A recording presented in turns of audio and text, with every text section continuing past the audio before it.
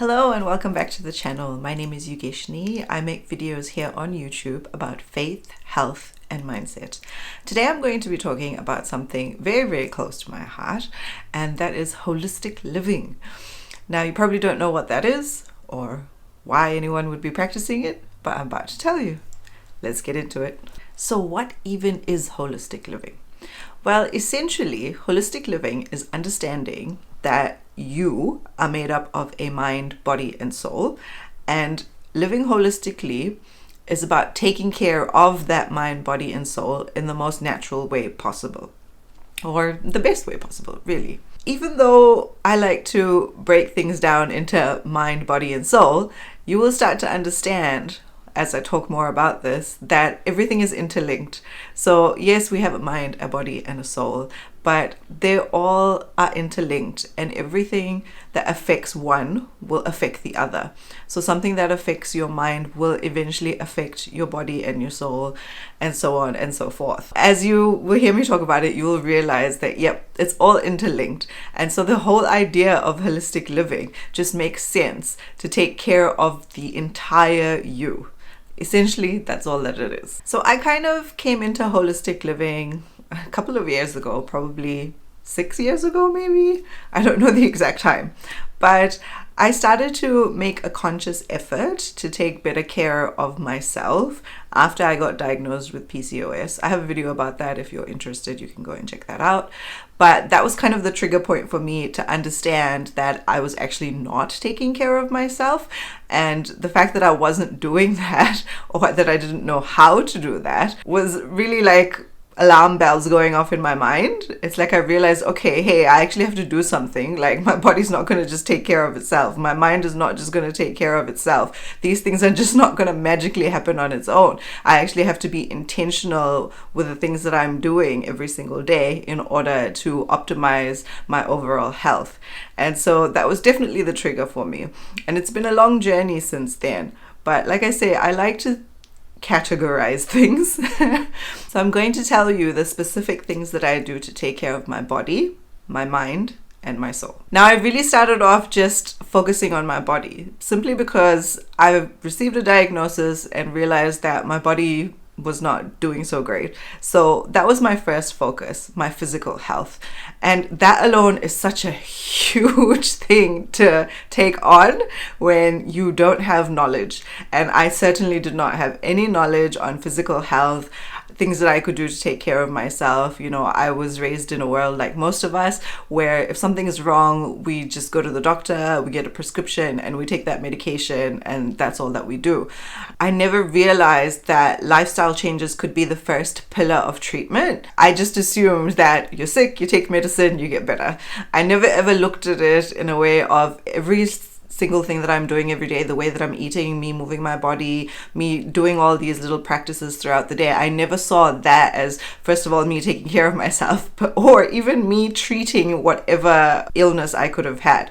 So my entire mindset completely shifted once I got my PCOS diagnosis and started to take better care of my body. And of course, the first thing that I focused on was my diet, and I changed the way in which I eat. I've spoken a lot about this before, so I'm not going to go into exact details. But essentially, I started to eat naturally, I would say. I cut out all the junk from my life and started to eat actual food, started to learn to cook more so that I could make my own meals, so that I wasn't eating out all the time. I started to become more strict on what I choose to put in my body, and further on, what I choose to put on my body. So even the products that I was using, that kind of thing, I started to become a lot more intentional on every little thing that I was putting in and on my body, simply because I understood that all of these things are actually affecting my health. Even if I wasn't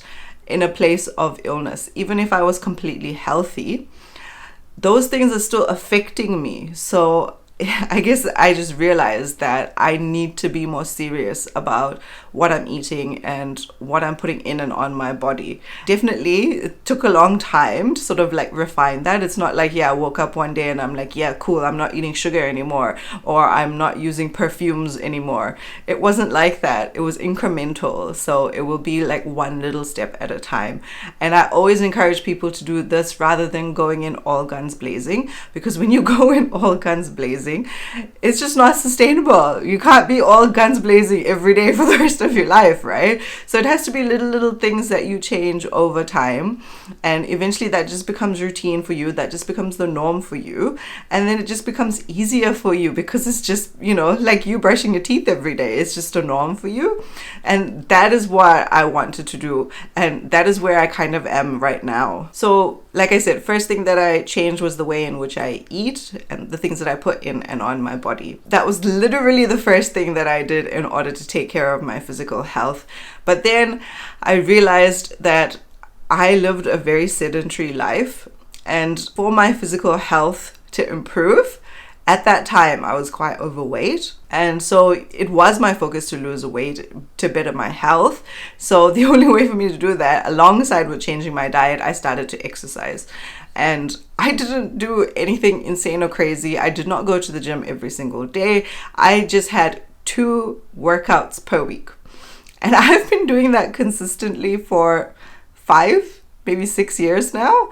And even though that may not sound like a lot to some people, you're like, okay, just 2 workouts a week. That's like what? It used to be 30 minutes each session. Now it's around 45 minutes. So like for an entire week, that's like an hour and a half of exercise. A lot of people will be like, that's like nothing. That's not going to make any difference. But like I said, you got to start small. You got to start somewhere, and it has to be sustainable for you. I know that I'm not going to be able to do a gym session every single day. Like, it's not going to be possible in my schedule to do that. So I'm going to do what's easier for me, because I know that even if I was just going to do one session per week, I know that's going to positively affect my health. So everything is just like the icing on the cake. It's like once you start, you just keep increasing it and you get better at it. And think of it that way, rather than being like, oh, I should be doing all these extreme exercises every single day, and right now I'm only doing like 30 minutes a week, and like, you know, I really need to work up to that. It's like, no, think about what you're already doing and like pat yourself on the back for that, and slowly start to increase that. That is a much better mindset than constantly berating yourself, being like, you should be this, but you're not. I think that just sets you up for failure. When you're trying to make such drastic changes in your life. I say drastic because I didn't live this kind of lifestyle before. Like, I really did not live a kind of lifestyle that contributed to the betterment of my health. If anything, it was actually making me more ill mentally, physically, and spiritually. For me to be where I am today, that is quite a drastic change in my life. And I'm very, very grateful that I've been able to make these changes and I've been able to keep up with it, because every time I talk to people, they're like, how do you do this? How do you eat healthy all the time? How do you work out all the time? Like, I could never do this. Once upon a time, I was in the same situation. Once upon a time, I was saying that too. But the thing is, it's all in your mind. Like, you really have to have the right mindset, understand your why, understand the benefit of the changes that you are making, and go at a slow pace with the positive mindset, patting yourself on the back for every tiny thing that you're doing, rather than berating yourself for not doing enough. I think that is really the road to success. And I've definitely felt that over the years, because I've done both, right? Those of you who have watched my videos, you know that I've made a ton of mistakes in my mindset, in the things that I have done in order to benefit my health. But I feel like I'm in a much more wholesome place right now. And this is why I'm such a big advocate for holistic living, because I think that we don't even think about this anymore. We don't think about the things that we are doing for the health of our mind, body, and our soul. And I didn't think about that either. Now that I'm in this place, I just feel like it should be just the norm for us to do these things, for us to eat well, to move our body, to practice all these little things in order to optimize our health. Because here's the thing, right? You can have all these great plans for your life. You're going to have all these amazing goals. You know, you want to write a book, you want to travel, you want to be this amazing public speaker, whatever it is that you want to do in your life. That is awesome that you want to pursue that. But if you do not have good health, you are always going to feel like you are being held back, because your health will hold you back. Health truly is wealth. If you don't have that, you cannot go and achieve those amazing things that you want to achieve. So the first thing has to be you taking care of yourself. You have to take care of yourself. You have to be in a good place before you can do anything for other people, before you can achieve any of those amazing things that you want to achieve. So for me, it took me 36 years of my life to realize that. But now that I realize that it's paramount, I'm not willing to compromise my health anymore. That is paramount. That comes first. Always. My health, mind, body, and soul will always come first. So back to what I was saying, we got a little bit off track, but essentially the things that I do to take care of my body is 1, eat better, be more conscious of what I am putting in and on my body. 2, exercise or move. It doesn't have to be a workout. Like, I don't have to be like, oh my God, I need to do like an extreme HIIT workout all the time, even if it is just going for a walk every day, which is something that I've slowly implemented over time in my life. But moving my body as much as I possibly can. And that led to so many other things in my life, like me taking up hiking, me doing all these other social activities as well. All because I just wanted to move more, and whatever felt good, that's what I did. And the reason I stuck with it is because it felt good. And I think that's important, because if you don't actually enjoy what you're doing, you're not going to keep doing it. And so those are things that I enjoy. I enjoy biking. I enjoy hiking. So those are easy ways for me to keep up with me moving my body, me ensuring my body is not just sitting and sedentary all the time. There are a lot of other tiny little things that I do to help my physical health, but I would say those are the 2 main things. It's what I'm putting in and on my body and how I'm moving my body. Those are the 2 major things that have really affected my physical health. And like, diet alone is such a big deal, and I go on and on and on about this all the time, because it really is. You know, this is all saying you are what you eat. Yeah, you actually are. That's actually true. If you feed yourself junk, like, your body's not going to be in a great state. It's just not. You might be able to get away with it when you're like a teenager and in your early 20s, but you're going to start to see the effects of that as you age, as you get older. The fact that you just filled your body with junk, and you know that you never moved it, that will have an effect on you long term. Maybe you're not seeing it now, but one day you will. And I didn't want to make that mistake. I realized that everything that I'm doing now, even if it's not benefiting me right now, I know it's going to benefit me in the future. Like when I'm 50, 60, inshallah 80 years old, what I'm doing now is going to have a positive effect on me then too. So that's what I try to keep in my mind, is that because a lot of times that we want to see results immediately. We'll be like, yeah, I'm eating well, I'm exercising, I should be like in the epitome of health, and I just don't feel that way. Well, it takes time. It's a slow process. Everything takes time. So I try to think long term all the time. So the things that I do for my mental health. I've already spoken about exercise affecting my physical health. It has had such an effect on my mental health. I'm someone who has struggled with depression for a very long time, and I noticed I'd never actually exercised regularly at any point in my life. Like everything was just like random. Like, you know, when I was a teenager, I used to play soccer at high school, and so that was the only sort of regular thing that I had, but I'd never had some sort of exercise routine in my life that was consistent up until a few years ago. And that also happened to be the time where I was struggling with my depression the most. I could see the effect, and yes, exercise literally changes your mood. So it's no surprise that you moving your body is going to have an effect on your mental health. So this is what I mean about everything being interlinked. Yes, eating well affects your physical health, also has an effect on your mental health. Yes, this is actually something that I didn't realize until a couple of years ago. But what you put in your body, if you feed your body junk, yeah, it affects your mind too. If you're struggling with depression and all you're eating is junk, you're not getting better. You will notice that it's the food that you consume also has an effect on your mood. So both those things that I've already mentioned about exercise and diet affecting your physical health, all those things that I changed helped me with my mental health as well. And going further than that, third thing I would say, the third major thing that affected my mental health or helped my mental health was going to counseling. Literally just working through my thoughts and my emotions. This is something that I never really understood when I was younger. I am someone who has a lot of intrusive thoughts. My mind is just going at like 100 Ks all the time. And I never understood that that's actually not a good thing. And that's not actually benefiting me in any way.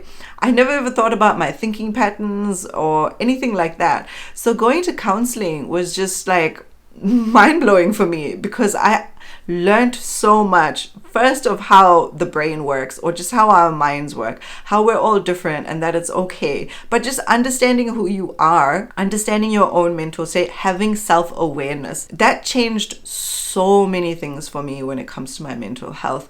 I'm in a space now where I'm able to process my emotions, where I'm able to understand my thoughts. I'm able to understand the patterns that I fall into and why I fall into those patterns.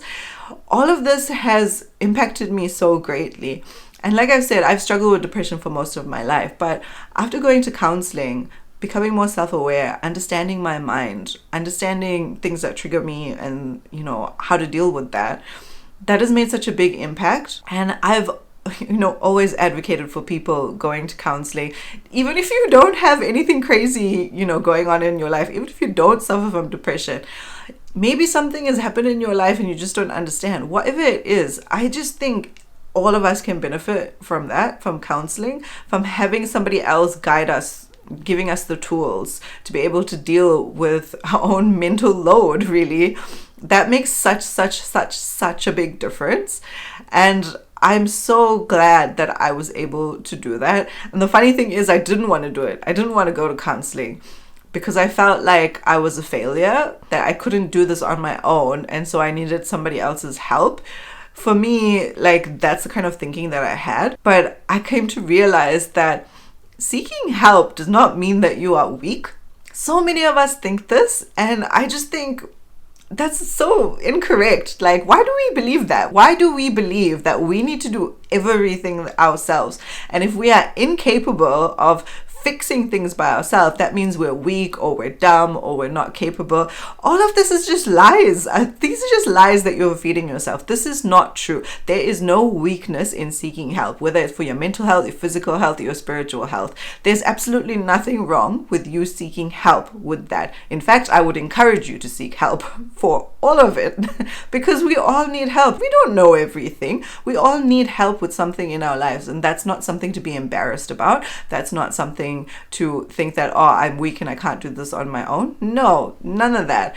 I'm so not in that mind space anymore, and I hope and I pray that everybody else who has those thoughts and is in that mind space gets out of it too, because once you get over that, it opens so many doors for you. Like, it changes you completely.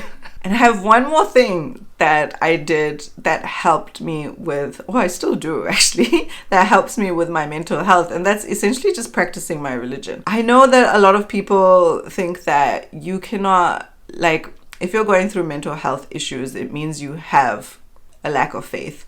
And that if you had like great, really strong faith, that you would never face mental health problems.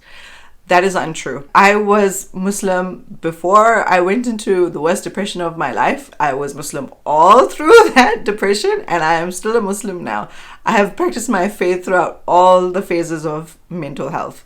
And I can tell you for a fact that yes, our faith, we have dips in our faith every now and then, but just because you've had a dip in your faith doesn't mean you're magically going to be depressed now. The two don't work like that, okay? It can coexist. Depression and really high Iman can coexist. That is possible. But the thing though is that our faith, once you start to understand it, it makes it easy for you to get through the difficult times in life. Like, once you understand that you have a connection with God, once you understand that, this depression might just be one of the many tests that we get in this life. Me having that connection with God, me praying 5 times a day, me reading the Quran, me literally doing all the things that we're asked to do in our religion, that really helped my mental health, because there were times where my mental health was so bad and I was literally considering suicide. At that point, the only thing that kept me going was my faith. The only thing that kept me from trying to attempt to take my own life was my own faith, my faith in God. That is all that kept me on the side. For us to say that, oh, you're going through this because you have poor faith, I hate that statement. That statement is not true. And I don't want anybody to ever believe that, because it is simply not true. Yes, like I said, our mind, body, and soul are connected. So if one is affected, the others will be as well. And yeah, that is true. But the opposite is also true. So if you take care of your mind, your body and your soul will start to feel better. If you take care of your body, your mind and your soul will start to feel better. They're all interconnected. Okay, last category, the soul, spiritual health. I think for most of us, we don't ever think about this. We don't think about spiritual health. And I think that's because most of us in society today, we don't feel the need for religion. And I get that, because I am a convert. I grew up in a society where people either were like super religious or they were atheist. Like, those were your two options. There was nothing in between. It's either like you're an extremist or you think God doesn't exist. That's all. Those are your two options. So that's kind of the world that I grew up in. And my life changed entirely the moment that I started learning about this religion. And practicing this religion has fulfilled me in so many ways. Like I said, mind, body, and soul are connected. Once I came into Islam, my everything started to get better. But because I never ever put any effort into taking care of my soul before, because I didn't even realize that was a thing. Like, literally holistic living at the end of the day is so in line with Islam. Our religion teaches us that, first of all, we are made up of a mind, body, and soul, and that we need to do things in order to take care of our mind, body, and soul. So the fact that I'm living this way now is 100% in line with the teachings of Islam. And that just makes me feel so much better because it's like, yeah, I'm advocating for holistic living because I think we should all care about our mind, body, and soul, but also it's me following my religion at the same time. So, it's a double whammy there. But for us as Muslims, when we take care of our mind, body, and soul, we're actually rewarded for doing that. Like, we're literally rewarded for every single thing that we do to take care of our mind, body, and soul. Like, how cool is that? But yes, spiritual health, it's something that I've only really started doing since I became Muslim 11 years ago. And I didn't realize that I was doing it at first. Now it's so obvious. Now that I better understand the religion, now that I better understand what we're told to do and why we're told to do it. Even like our 5 Salah every single day. Even if you didn't really feel it, even if you felt distracted in your Salah, you don't realize that it's actually having an impact on your soul. The thing is, it's not like our mental health and our physical health. Often we can see the positive effects, sometimes even immediately, in our body or in our mind, right? But it's a bit different with our spiritual health. We don't always see the impact straight away. But for me, being a convert and understanding what life was like without spirituality, without God, without any sort of practice in my life, as compared to now, I can tell you straight away, there's a huge difference. And for a lot of people, we don't think about that because, first of all, who's really taught about that, right? Like, who's taught about like, oh, we need spiritual health?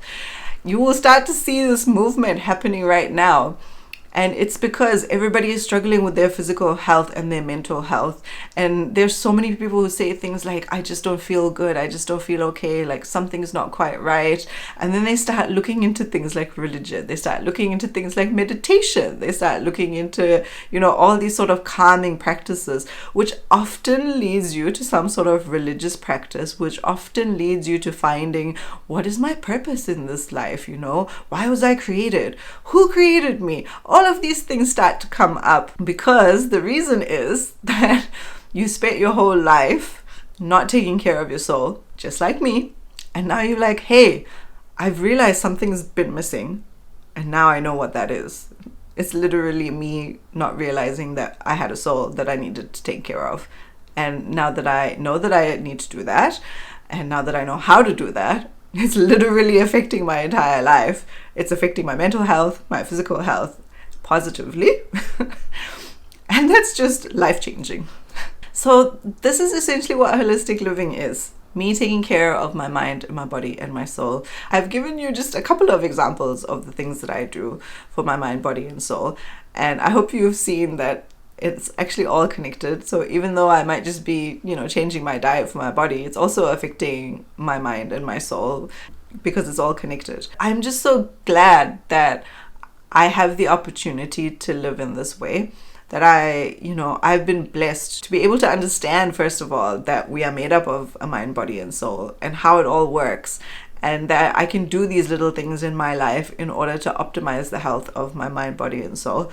That may not sound like a big deal, but when you've spent most of your life not even understanding your own mind, body, and soul to like what I have now, it's very different. And this is why I advocate so much for holistic living. And this was the reason why I created this channel to begin with, because I have learned so much over the last decade about the mind, the body, the soul, how it's all connected, ways in which I can improve the health of my mind, body, and soul. All the little things, which is essentially just all about life. Like, I did not have any of that knowledge, and slowly I have gained that knowledge. Alhamdulillah, I have gained that knowledge, and it has really changed my life. And that is what I am trying to put out here. Everything that I learned, everything that has benefited me, everything that has changed my life for the better, I'm putting that out there because I'm hoping that it will help you too. Because I have a feeling many of you were like I used to be, who didn't know or understand many of these things. And if it has impacted me, maybe it will impact you. And literally that's what this channel is all about. Me sharing things that I've learned, things that I have experienced, things that have bettered me, in the hope that it will help you too. This video has been very long. I've tried very hard to breeze through it really quickly. But if you stick around to the end, thank you so much for sticking around. I hope that this video has benefited you in some way, and I will catch you in the next one. Bye for now.